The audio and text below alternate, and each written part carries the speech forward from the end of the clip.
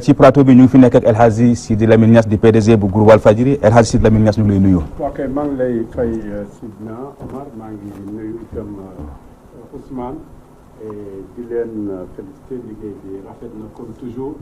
Sénégalais yi itam jóg nañ taxaw comme pour wane ne du leen naqari yëpp danañ xam ne ci teg sama kàddu ci kàddu archevêque bu Dakar bi nga xam ne moo jiitu jàngu bi nga xam ne mooy église bi te wax ne nañu teg loi bi toogaat xalaat ndax bugg ko wéyale ci kaw askan wi loolu du indi ak dal maa ngi ànd ak loolu nga xam ne moom la archevêque bi wax te itam wax na ne wax na ci ne l'islam yi yaakaar naa ne comme kàddu diine yëkkatiku na pour wane ne dañoo war a teg loi bi kon diine yëpp ci Sénégal mel na ni wax nañ ne war nañ ko teg ndax archevêque bi mu ko waxee wane na itam ne jokk na ci ak ñoom sinon kenn ci ñoom waxul ne nañ ko wéyal kon bu fekkee ne réew mi diine am na fi kàddu te moo représenté le côté social mel na ni kon le côté social demande la République ne ko tegal yoon lii ci suuf na ko waxtaan jiitu waxuñ ne bu fi lenn am waxuñ ne élément yi nga yëkkati du élément yu ñu war a discuter waxuñ ne constitution kenn du ko teggi di ko tegaat ak defaraat waxtu ko laajee mun na dem donc waxuñ ne li nga wax amoo raison waruñoo def parrainage wala war nañ ko def waaye dañu leen ne waxtaan wi ci jiitu duul waxtaan bu assemblée nationale mun a def war na gën a yaatu loolu péeg boobu nga xam ne nag am na solo muy les religieux ñoom suñ xasee ba wax la loolu itam lu am solo la pour nga bàyyi ko xel xam ne ay mbooloo ñoo leen di déglu xam ne itam ay institution la ñu amee xamee itam ne nit ñuy analyser lañ kon suñ toogee ba analyser la ne président la nga yëkkati tegaat ko ci suuf bu boobaa nga xam ne au moins ñooñu jox nañ la benn prétexte monsieur le président je pense que kàddu googu archevêque bi génne niti l'islam yépp mun nañ cee ànd ak moom ndax ñoom ñëpp ñoo bokk liñ jàng mooy moral mooy jàmm mooy dal mooy waxtaan woo xam ne ñëpp dañ ci gis seen bopp wala li ëpp dañ ci gis seen bopp xam ne waxtaan wa dem na dem ba lañ ca waroon a def ñu def ko ca la ca des nag bu boobaa lépp looy dogal nga dogal ko waaye ñoo xam ne waxtaan jiitu na ko kon loolu laa njëkkoon a ñëw pour attirer ci attention ci bis bi nga xam ne dafa am solo ci taarixu Sénégal dafa am solo ci taarixu politique dafa am solo ci dalag réew mi ngir ëllëg di ko wax monsieur le président de la République nitu di prétexte pour ne la yëkkati loi bi nga teg ko ci suuf léegi niti yoon yi jox nañ la prétexte président Madické Niang di président groupe parlementaire bu ñi nga xam ne ñoo nekk ca kujje ga ca assemblée du ma wax ne la jox na la prétexte politique du ma la wax ne la jox na la argument politique dama la ne jox na la argument juridique un état de droit li muy tegu du tegu ci règlement intérieur bu assemblée règlement intérieur assemblée du mooy loi bi gën a kawe ci loi yi droit laa def ñi jàng droit yépp xam nañ ko la faree kaw ci àtte yépp mooy les conventions yi ñuy def ak yeneen réew yooyu waxtu wu ñëwee dafay jàll mooy primé ndax day yeneen réew loola nag bu boobaa loi boobu moo faree kaw ba ca topp mooy constitution bi réew mi tëral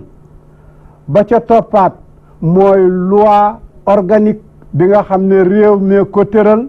di ci doxalee yenn doxalin yi ba ca toppaat mooy décret boo xam ne président daf koo jël ba ca toppaat mooy arrêté boo xam ne ministre daf koo jël suñ wàccee nag ba yooyu ci la ñuy door a wax ay règlement intérieur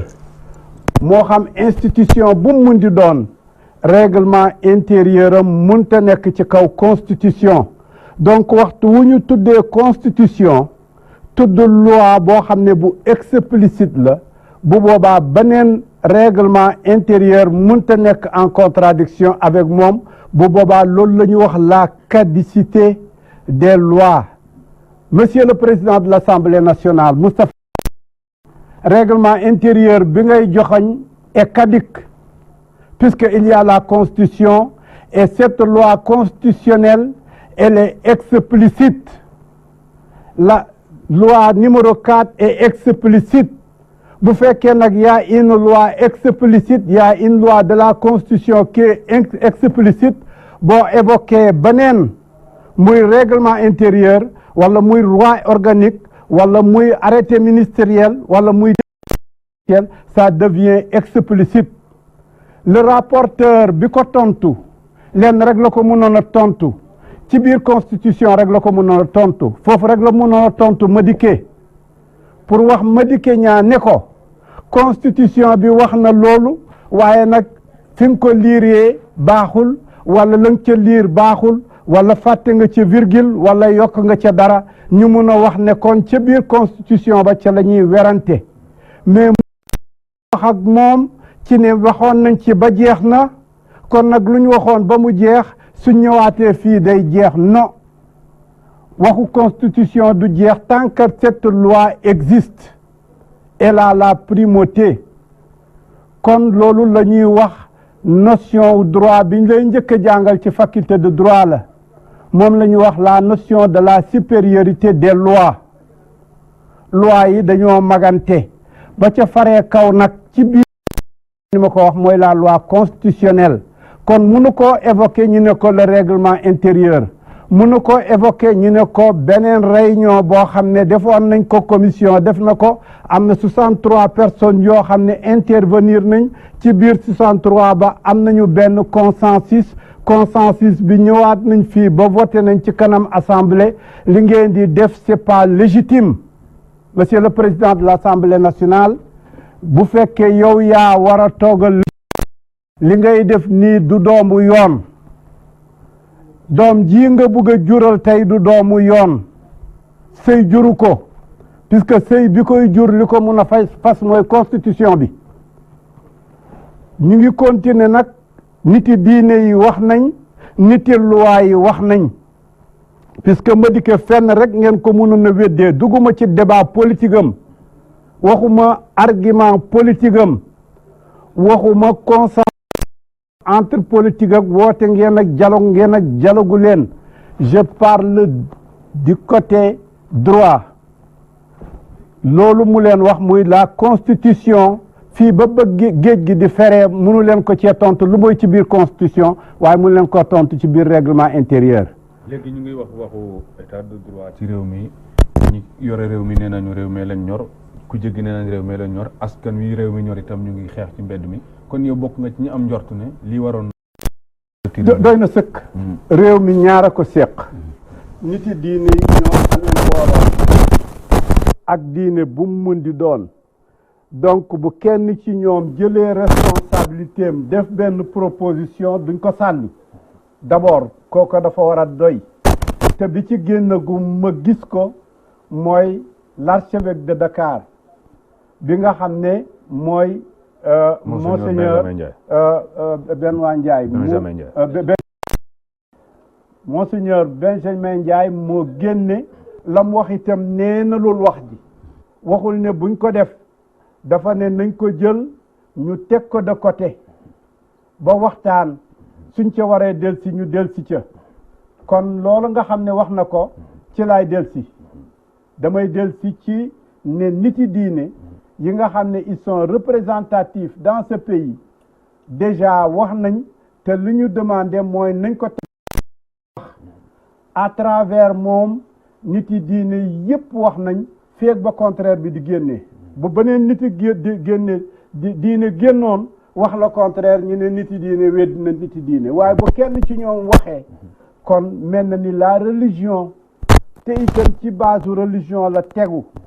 ci alquran loolu la tegu ci bible la tegu ci ancien testament la tegu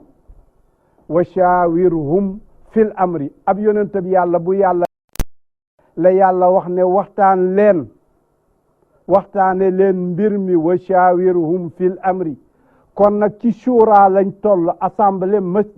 majlisu shura lañ koy faral di tuddee moom nag gannaaw mushawara bi nee nañu na gën a yaatu foofu na yegg ci peuple bi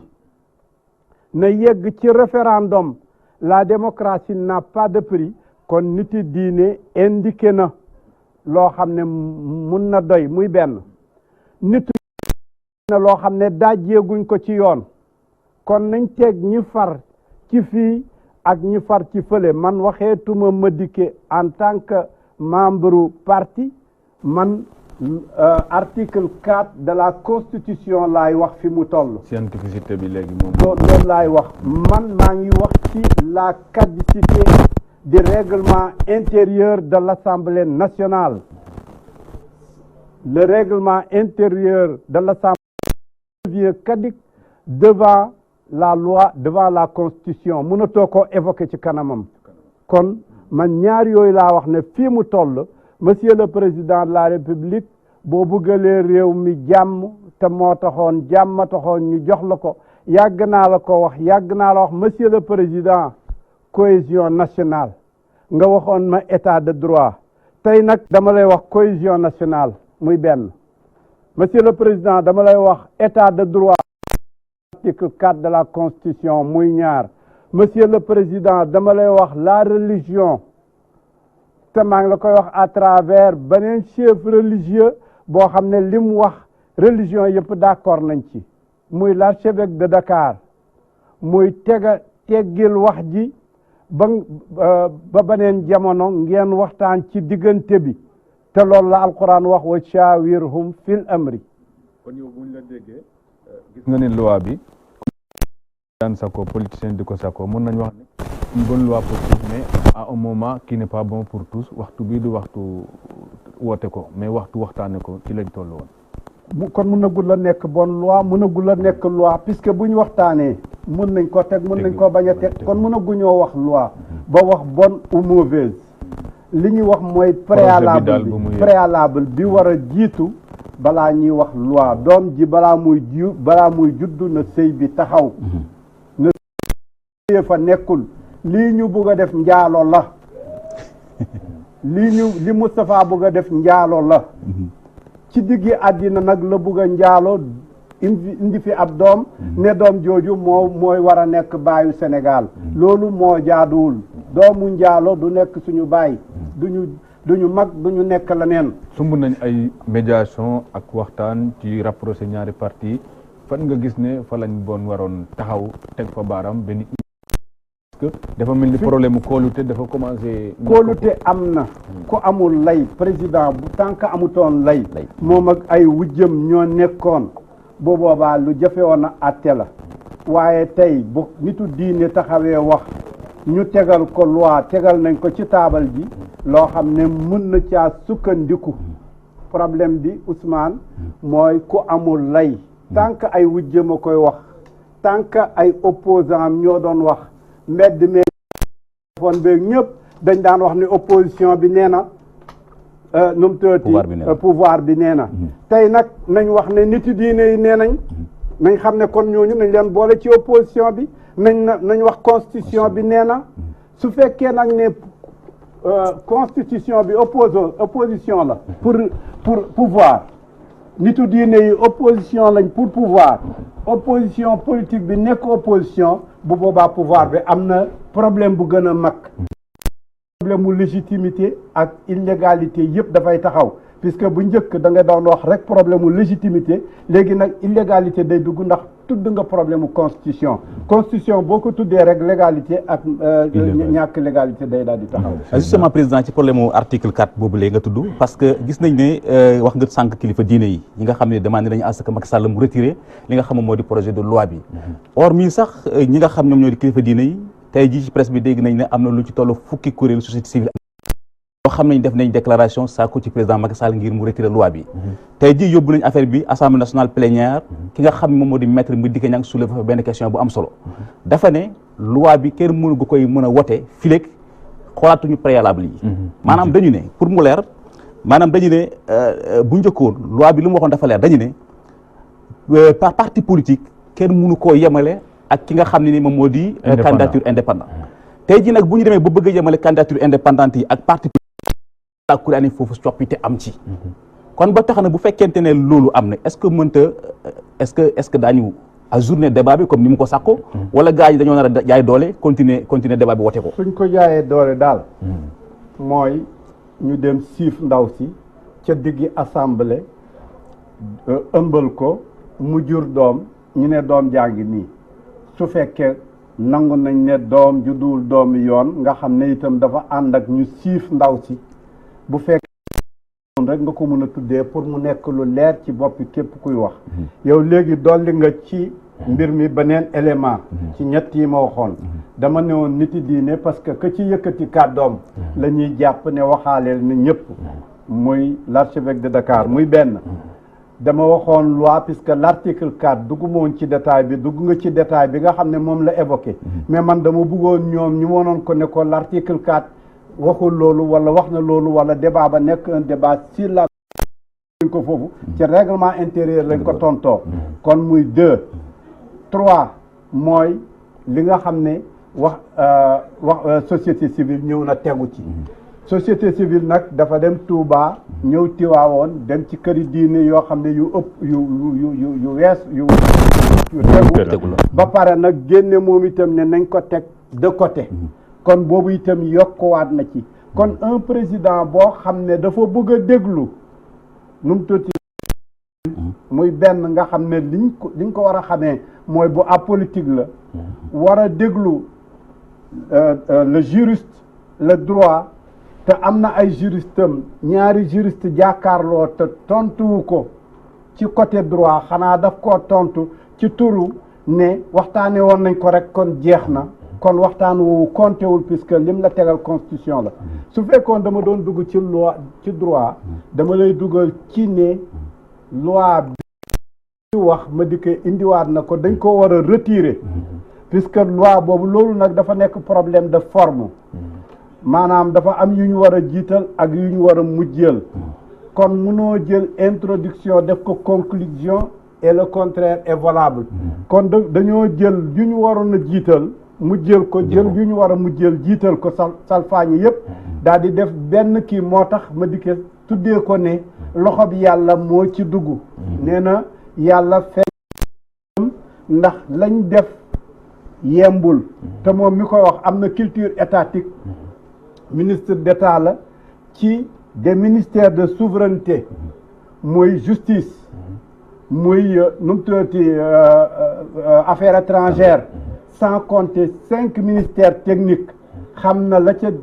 nan la ñuy defee loi ci conseil de cabinet nee na ngeen tëral leen loi ba baaxul kon tegaat na ci beneen argument de forme la boo xam ne moom itam c'est important dañ ko war a retirer waat ndax loi bi bu fekkee ne yaa ngi def demande te na nga koy demander baaxul bu boobaa dañ la ko war a delloowaat assemblée daf ko war a delloowaat su ko delloowaatee nag moom mu daal di xoolaat ay copieem defaraat ko bu fekkoon rien que loolu rek moo ca tegu bu boobaa assemblée au lieu ñuy yàkkamti dañ ko war a delloo lii yëpp nag li tax ñuy yàkkamti mooy balaa ñoo dugg ci 6 mois yi nga xam ne CEDEAO daf cay dolleeku août rek mois d'août nga xam ne te ñu xam ne kon ci waxtaan wi mun naa gaaw mun naa bañ a gaaw gannaaw nit ñi duñ say doom dépendre duñ sa calendrier yëf yi il faut que pour nga wax urgence il faut que urgence taxaw buñ mun a prouver yenn élection yoo xam ne jàllagum nañ fi yoo xam ne nombre ba dépassé na ba mënuñ ko gérer amagu fi kon yooyu yëpp mën a goo wax urgence buy indi loolu looloo tax nga ragal mu daal di dugg ci 6 mois yi nga xam ne bu boobaa c'est août 2018 rek day commencé mu daal di arrêté léegi boo xoolee signature yi nga xam ñu ngi koy laaj ñu wax ne 65 000 signatures ci ñu bindoogum ñu gis ne ci yi passé ci législative yi def nañ expérience ñu am 50 000 signatures te amul sax 15 000 voix mu nekk loo xamante ne kon boo waxee baatu urgence dafa mel ni taxawatul parce que loolu dafa mel ni lu ñu romb la ba pare parce que ñu signé la taxul nga am nombre de voix ba gagné kon lu ñu mën a waxtaanee la boo xam ne après gis nga soo duggee ci détail bi moo tax soo gisee ma ñëwoon ne la constitution ne la le religieux dolliwaat ci société civile boo xam ne itam constitué na man dama jëloon rek ci kaw waaye su ma duggoon détails yi beneen détail la c'est-à-dire dañ ko wax tellement te liñ ci wax juboo naa ci moo tax nekkuma di ko discuter Ousmane filtration dafa yomb su ma doon signéloo ay tur keneen mun na ceerax ñëw signéel ma non conforme ñëw su ko defee nag bu signé te fekk signé na feneen sañ a signé bu boobaa du yàq kayitam moom sama kayit man lay yàq kon ku fa dugg yàqaaleel la dafa bëri yi nekk ci biir ci yoo xam ne mën nañ ko wax ci signature bi kii signé ndax xam na li muy signé wala xamu ko wax nañ ko amee au peuple boo xam ne dañu lettré nekkoon ni dans le monde arabe ni dans le monde occidental nga xam ne am nga peuple bi làkk bi mu koy wax bu fekkoon olof la nga xam ne koo ñëw su waxee loola signature la bu fekkoon enregistrement la mun nañ koo wax peuple buy wax la te làkkam lay wax démocratie bi lu ko yaatal lu tax ñun ñu ngi débattre ci olof puisque olof bi fa mun a atteindre français bi mënu koo atteindre donc français bi ñu ko fi mun dégg nga te maîtriser ko 10% bi nit ñaa ngi ciy werante te maîtriser ko xam li ñuy def lan la xam lan mooy signature fi mu ne nii loi bi ñu ngi nii di ko expliquer waat mooy ñi jàng ba ne la am naa maîtrise fi mu ne nii xamuñu loi ñun buñ demee faculté du ñuy njëkk a jàngal mooy da nga war a jàng li ñuy wax benn kii boo xam ne pont la pour nga xam lan mooy droit mooy introduction à l'étude du droit pour nga xam ne lañ la daan wax ci mbedd mi ak liñ lay wax ci fi ngay jàngee bokkul kon nag da nga am peuple boo xam ne yooyu yëpp xamu ko bokkut ak peuple tubaab yi nga xam ne ba ñuy fu ñuy jàngee rek xam nañ lan mooy loi ba fu ñuy kiiwee rek dañuy njëkk a xoolaat xool jan moo ko kii ba nga xam ne rappeler leen dafa yomb signé leen xasee ba seen signature day jàll yooyu buñ duggoon ci détail bi mun nañoo dugg ci signature bi mun nañoo dugg ci yu bëree bëri yoo xam ne mën nañ koo wax mën nañoo wax day évolution dafay dem par benn newoon nañu nu mu tuddati kii candidat bi nga xam ne dafa ñëw di bokk si te nekkul ci parti dañ koo jëlelee ci ne mun ngaa bokk ci présidentielle mujj gi ñu ne ko mun ngaa bokk fu nekk léegi nga tëbaat daal di nekkoon ñële kenn bañu ko waaye nag nañ ci évoluer nga ne am na 300 partis doyul soit 300 partis yi ñoo wartoon a am soit 300 partis yi la ñu war a seetaat soit am na ni ñu ko mën a seetee bëri na tey mun ngaa wax ne parti yi nga xam ne bokkoon nañ yëpp te amuñ tel pourcentage yooyu dootuñ bokk te keneen koo xam ne bokk nga te amoo tel pourcentage dañ lay éliminer puisque lii éliminer nit ki mooy ñëw naa bokk naa ci ay élection askan wi delloowaat nañ ma samay copier biñ daan wax naan ma waaw mais nombre bi bëree ma ne nombre bi bëree xanaa da ngeen a foog ne ñun duñ journaliste yu mos ni kii dem nañu ci kër benn candidat présidentiel fii keroog waa këram ma ko njëkk a sanctionné ñu ngi lire résultat yi buñ ne Saint-Louis diw daal di ne ko 0 waa kër yi yëpp ñëpp naan waaye xanaa foofu kay diwa nga fa xanaa foofu kay diwa nga fa di jooy dégg nga fuñ ko tudd dafay mel ni ab balu fetal lañ ko dóor njabootam ak yëpp di dégg guddi gi ba bu guddi gi jeex fu nekk ñu ngi koy caxtee naan ko 0 loolu kum gàcceelul ci ku ne maa ngi wuti présidence kooku déjà yar la ak millions ya ngi cay sotti doo ko delloo ya ngi cay sotti ak la nga wëree woon réew mi ak la ca dal ñu bëri bañ bokkee élection benn yoon bëggatuñoo fekke fu ñuy bokkee élection ba ñuy jóg ci commencement bi dañ doon xataraayu foog ne buñ demee jàll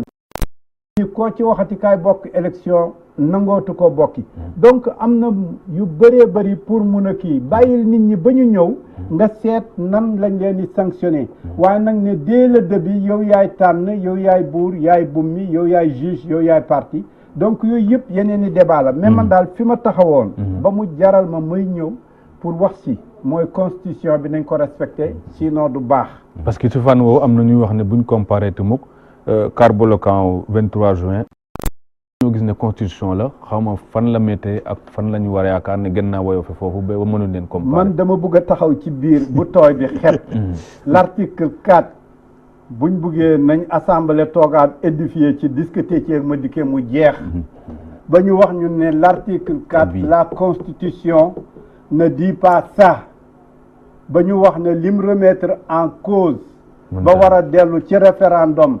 puisque dañoo war a laal loolu nañ ñu ci édifié làqoo ne vote am na mécanique wala règlement intérieur am na man dama bugg a taxaw ci point boobu l'article 4 évoqué par Madické dama ne moom la ñuy demander ne nañ ci tontu pour problème constitutionnalité taxaw de la loi dama ne beneen bi c'est moral mooy niti diine wax na bu am gëdd te yóbbuwaale na niti diine yi nañ ko jox gëddam te dana am lum jur ci ab mbooloom dana jur itam loolu ci mbooleem képp kuy niti diine nga xam ne fii faalewuñ la liñ jàpp rek mooy yow dañ lay jox ngooñ ngay lekk waaye amoo kàddu amoo leneen loo mën a wax dafay tuutil niti diine dafay mel ni jànguñu wala amuñu kàddu wala waruñoo jël seen yëpp en considération ça c'est deux ñetteel bi société civile bi nga xam ne sol na dàllam ci ñi ma ci xam gisee naag xalif général de Mouride gisee naag xalif général de Tidiane parmi ñi nga xam ne gis na leen xawma liste ba yëpp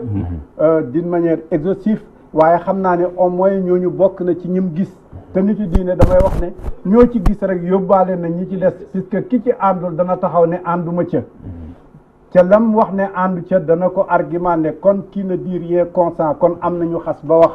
kon ñi wax yóbbuwaale nañ ñi nga xam ne waxuñ ces éléments man yooyu ci laa bëggoon a taxaw débat bi ci biir nag moom mënoon nañ cee dugg waaye man dama yaakaar ne débat boobu yëpp c'est déjà dépassé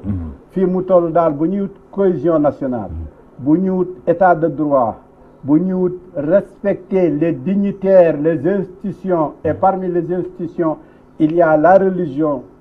cette institution religieuse pour ñu jox ko gëddam te de tous les temps noonu la mos a amee dañ leen a mos a jox seen gëdd sauf nag monsieur Macky bu fekkee la Israël wax daf laa doy ne la mur de lamentation loo fa ñaan mu nangu puisque le ministre des Affaires étrangères ñaari mbaxana lañ ko solal bu weex ak bu ñuul ba muy teg fleur bi dañ koo tegal bu ñuul mooy ku la contre dana dee ba mu demee ca mur ba ñu solal ko bu weex ba mooy loo bugg da nga ko am bu fekkee loolu la rabbin yi wax ndax nee nañ côté mystique moo tax mu yónnee woon ko yemul ci diplomatie dafa génn diplomatie dem uti le côté mystique looloo ko yóbbu ca miir ba moo ko tax a teg gerbe ba pare sol mbaxana parce que teg gerbe bi moom c'est diplomatique mun nañ koo wax waaye sol mbaxana mu ñuul nag mooy bu boobaa mbaxana mu ñuul mii nga toog ak gerbe bii nga teg ku la contre dana dee loolu lay firi ci seen làkk mun naa ko koy indil ci ancien testament waaw kon nag bu fekkee dañ laa wax ñu yóbbu la ne la yëf yi loo bëggati mu jàll ndax sol nga mbaxana mu weex ma ak mbaxana mu ñuul bi du dëgg yàlla rek mooy dëgg ndax kon bu boobaa yaakaaroon ne kon bu dee mystique la kon toj na d'autant plus que yaa ngi tudd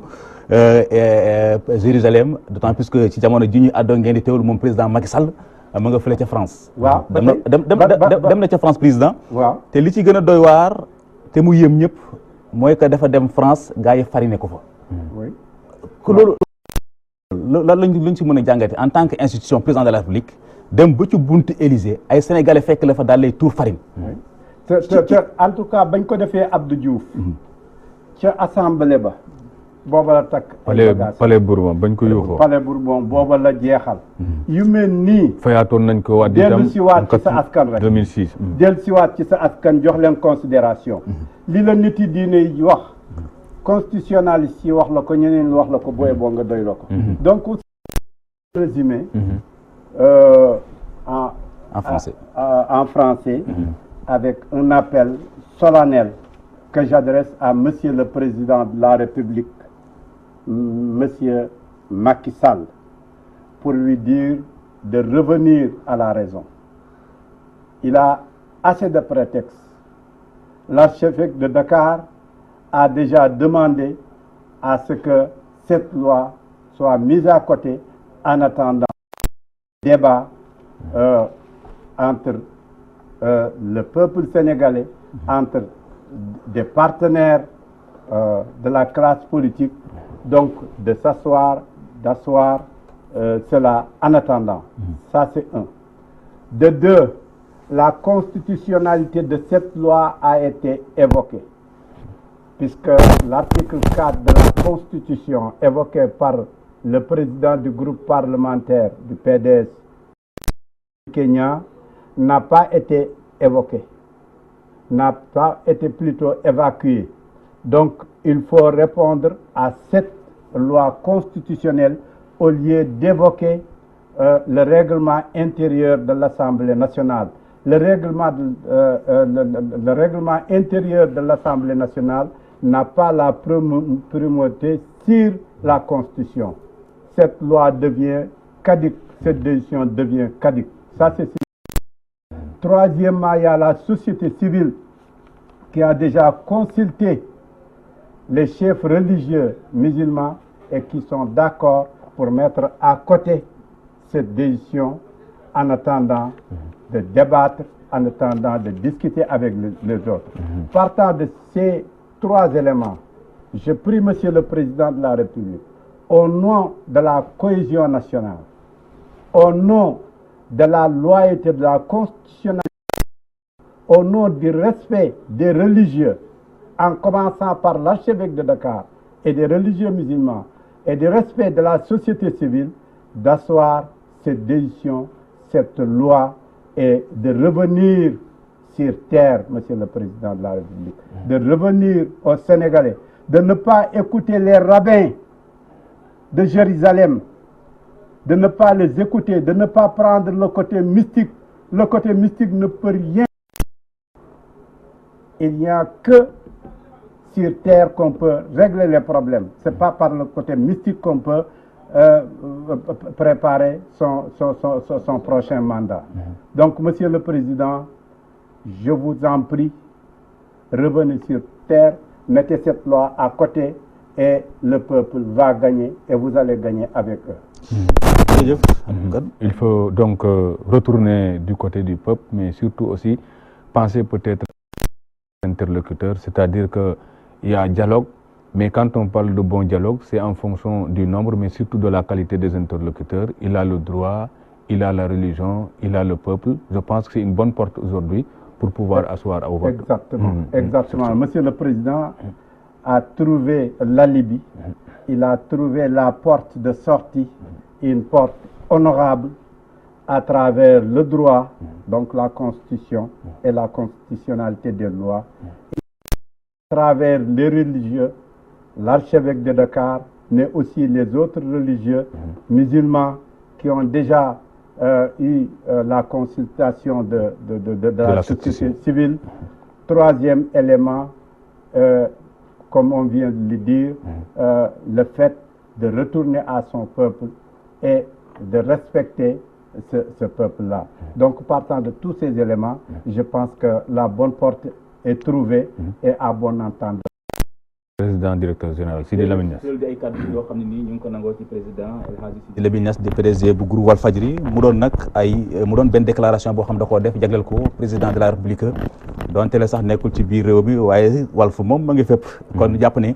dina ko déglu la muy sàkku ci moom mooy mu jéem a xool la nga xam ne ni kii di maître Madické Niang mi jiital groupe parlementaire bu coalition Benno Bokk Yaakaar wax na ko mu jëm ci wàllu constitution bi xam le ne règlement intérieur la règlement intérieur ak lu mu attiré bi moom moo ko forte mooy suñu constitution bi te maître Madické Niang ci constitution bi la sukkandiku dem ci article 4 xam le ne fi mu toll ni li nga xam ne ni moom moo di parrainage mënu fee jàll fii rek ne lu jëm ci préalable yi dañu ko xoolaat